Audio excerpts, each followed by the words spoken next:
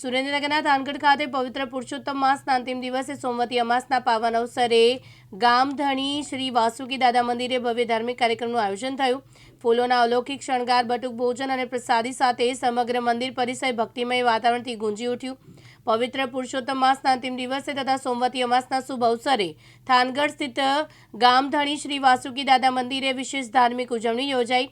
આ પ્રસંગે મંદિર પરિસરમાં બિરાજમાન શ્રી ચંદ્રમૌલેશ્વર મહાદેવજી અને શ્રી વાસુકી દાદાને વિવિધ રંગબેરંગી અને સુગંધિત ફૂલોથી ભવ્ય શણગાર કરવામાં આવ્યો હતો।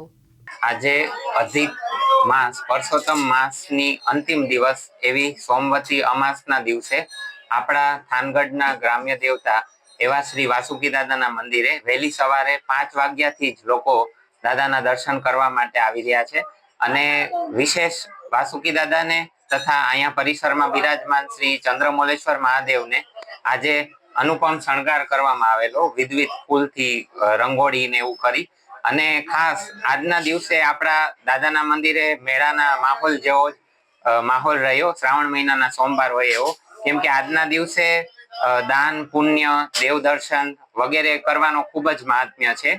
તો આજે સવારથી જ આ બધા કાર્યક્રમો શરૂ હતા। દાદાને સૌ પ્રથમ તો ધજા ચડાવવામાં આવી સવારે, ત્યારબાદ બપોરે મધ્યાહન આરતી કરવામાં આવી, ત્યારબાદ બટુક ભોજન કરાવવામાં આવ્યું, ત્યારબાદ સાંજે દરેક લોકો જે દર્શનાર્થી આવતા હતા એમને ફરાળી ચેવડો, પેંડાની પ્રસાદી આપવામાં આવી।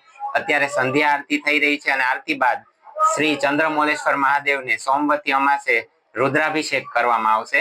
એવી રીતના આજે આપણા ગામધણી શ્રી વાસુકી દાદાના મંદિરે ખૂબ જ ધામધૂમ પૂર્વક આ પ્રસંગને ઉજવવામાં આવ્યો।